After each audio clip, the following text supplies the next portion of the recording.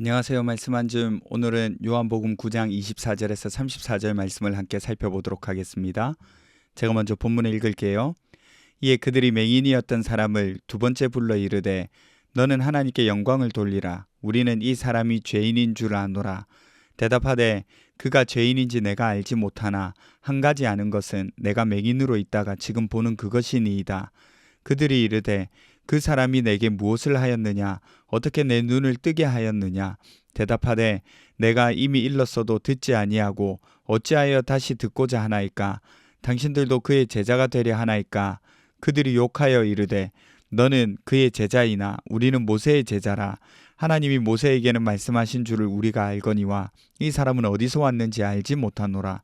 그 사람이 대답하여 이르되 이상하다. 이 사람이 내 눈을 뜨게 하였으되 당신들은 그가 어디서 왔는지 알지 못하는도다. 하나님이 죄인의 말을 듣지 아니하시고 경건하여 그의 뜻대로 행하는 자의 말은 들으시는 줄을 우리가 아나이다. 창세 이후로 맹인으로 난 자의 눈을 뜨게 하였다 함을 듣지 못하였으니 이 사람이 하나님께로부터 오지 아니하였으면 아무 일도 할 수 없으리이다. 그들이 대답하여 이르되 네가 온전히 죄 가운데서 나서 우리를 가르치느냐 하고 이에 쫓아내어 보내니라. 아멘. 여러분, 계속해서 시각장애인이 눈을 뜬 사건을 우리가 살펴보고 있어요. 오늘은 시각장애인을 두 번째 부르면서 일어난 일들을 기록해 놓고 있거든요. 이제는 그들의 마음을 대놓고 보여주고 있는데요. 앞을 보게 된 시각장애인을 불러서 말합니다. 너는 하나님께 영광을 돌려라. 여러분, 이 말은요, 네가 보지 못했던 그 눈이 뜨이게 됐으니까 하나님께 영광을 돌려라, 찬양해라, 이런 뜻이 아니라 어떤 말이냐면 하나님 앞에서 숨기지 마라, 자백해라, 이런 뜻입니다. 진실을 말하라는 거죠. 또 인정해라, 이런 뜻이기도 합니다. 아니, 도대체 뭘 인정하고 뭘 자백하라는 말일까요? 바리새인들이 듣고자 하는 말이 있었어요. 뭐냐면요, 우리는 이 사람이 죄인인 줄 아노라. 여러분, 무슨 말입니까? 우리가 이미 이 예수라는 사람이 죄인인 줄 안다. 그러니까 하나님 앞에서 너는 지금 정직하게 말해라.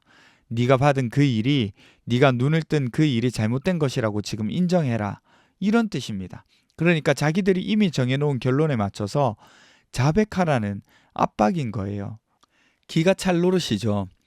그러자 고침받은 시각장애인이 뭐라고 하나요? 내가 그 사람이 죄인인지 누군지는 내가 정확하게 잘 모르겠지만 한 가지 확실한 거는 못 보던 내가 보고 있다는 거다, 이 말입니다. 그러자 바리새인들이 답답한 소리를 해요. 너 어떻게 눈이 보이게 됐어? 이렇게 말을 하는 거예요. 여러분, 이게 왜 답답한 소리냐면 눈 뜬 사람이 이미 말했는데도 듣지도 않고 무시했다는 거예요. 그리고 다시 물어보는 거죠. 그리고 더 중요한 거는 다시 들을 마음도 없다는 겁니다. 그걸 알고 이 시각장애인이 뭐라고 말하냐면, 왜 당신들도 예수의 제자나 되려고? 이런 식으로 지금 받아치는 거예요. 그러자 바리새인들이 학을 떼고 욕을 하면서 말하기를, 너는 그의 제자이지만 우리는 모세의 제자다. 하나님이 모세에게 말씀하신 줄은 알지만 예수는 어디서 왔는지 알지도 못한다. 이렇게 말하면서 전통에 맞지 않고 우리가 모르기 때문에 인정할 수 없다. 이런 식으로 말을 하는 겁니다. 여러분, 이런 그들의 말에 시각장애인이 뭐라고 할까요? 굉장히 담대하게, 또 굉장히 논리적으로 확실하게 말을 하고 있거든요. 첫 번째, 하나님은 죄인의 말을 듣지 않는다. 두 번째, 하나님 뜻대로 행하는 자의 말은 들으신다. 세 번째, 날 때부터 보지 못한 사람의 눈을 뜨게 한 일은 들어본 적이 없다. 곧 전무후무한 일이라는 거예요.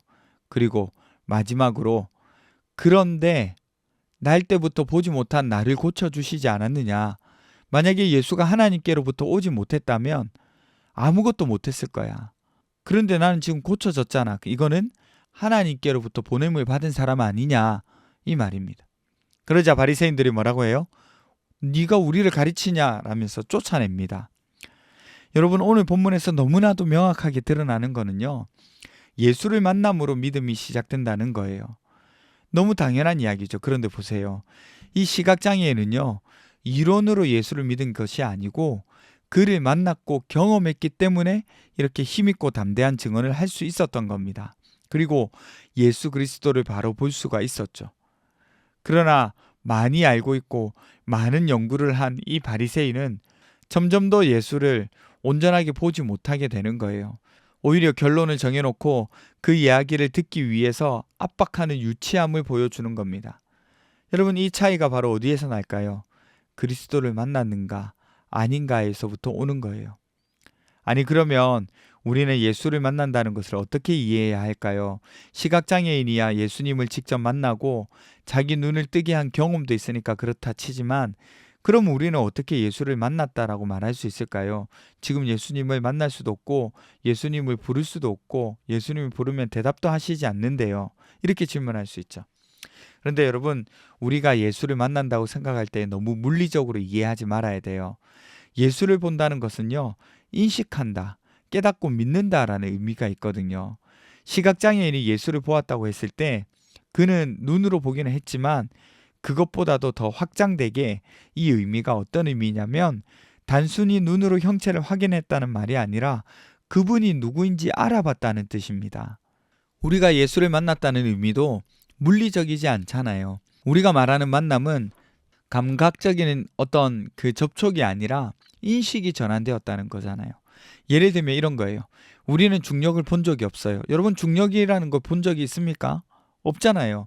그냥 우리가 태어나니까 땅에 붙어 있었고 물건이 떨어졌잖아요. 지금도 그렇습니다. 볼 수 없어요. 그런데 그걸 중력이라고 생각해 본 적이 없지만 그 중력이라는 힘이 작용하고 있구나, 그런 힘이 있어서 물건이 떨어지고 우리가 땅에 붙어서 걸어가고 뛰어도 다시 땅에 붙는구나 라는 것을 과학적으로 알게 되는 순간들이 찾아오잖아요. 이해하는 순간이 찾아오잖아요. 그래서 설명되지 않던 무언가가 설명되기 시작하는 순간이 온다는 거예요. 마찬가지로 신앙도 직접 예수를 보지 않더라도 설명되지 않던 삶이 설명되기 시작하는 순간이 오는데, 그 순간을 예수를 만났다라고 하는 겁니다. 그 순간은요, 마치 어떤 책이나 어떤 사건을 겪고 세상이 완전히 다르게 보이거나 가치관이 완전히 바뀌거나 인생의 방향이 전환되었다고 말하는 순간이기도 합니다. 인식이 변화되는 거예요. 그래서 예수를 만난다는 것은 이전에는 보이지 않던 자기 자신과 세상이 보이기 시작하는 겁니다. 심리적으로 변화되었다라는 것을 의미하는 것은 아닙니다. 심리적인 변화는요, 상황이 바뀌면 다시 흔들리거든요. 그런데 신앙적인 만남은 상황이 바뀌고 악화되어도 유지됩니다. 오늘 본문을 보세요. 시각장애인은 예수를 만난 후에 그에 대해서 부정하지 않습니다. 오히려 바리새인들을 가리킬 만큼 담대함을 가지죠. 손해를 감수할 만큼 그는 확실한 인식 변화를 가지고 있는 거예요. 결국 그는 어떻게 되나요? 바리새인들에게서 쫓겨납니다. 단어는 단순하게 밖으로 내보낸다 라는 뜻이긴 하지만 여러분, 문맥상으로 볼 때 아마도 그는 출교당했을 확률이 높습니다. 어제 말씀드렸죠? 유대교에서 출교당한다는 것은 사회적으로 매장당하는 일이라고요. 삶이 밀려나는 일입니다.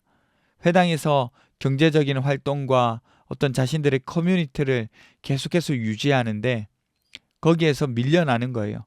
회당에 출입할 수 없으니까요. 예수를 인정하는 대가를 치르는 거죠. 그러나 이 사람은 자신의 삶에서 가장 담대하고 가장 힘있고 가장 소중한 것을 얻은 사람이 됩니다. 여러분, 우리는 예수를 눈으로 보지 않아요.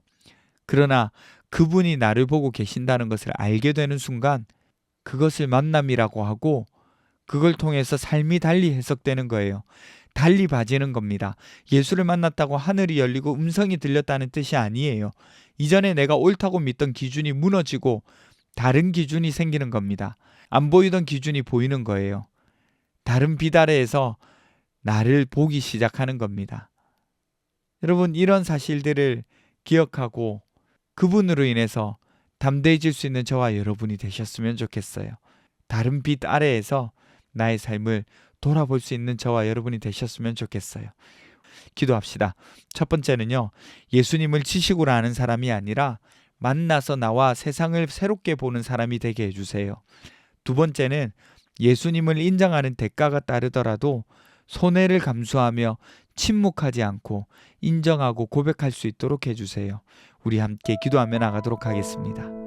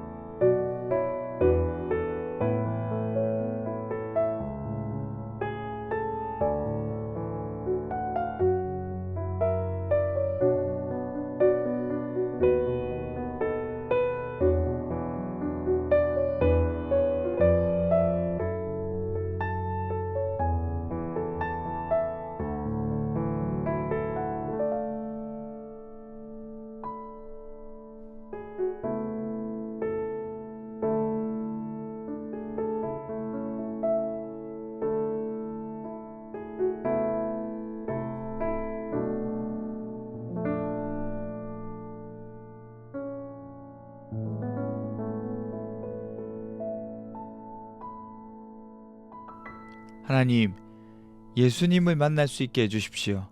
그래서 세상과 나를 달리 볼 수 있는 눈이 우리 가운데에 생길 수 있도록 도와주십시오. 또 그러한 눈이 필요한 사람들에게 빨리 눈이 뜨이도록 도와주십시오. 예수님을 인정하는 대가가 따르더라도 손해를 감수하고 침묵하지 않고 인정하고 고백할 수 있도록 도와주세요. 용기를 다하여 주세요. 감사드리며 거룩하신 예수님 이름으로 기도드립니다. 아멘. 여러분, 오늘 하루도 주님과 동행하는 삶을 살아가시기를 간절히 바랍니다.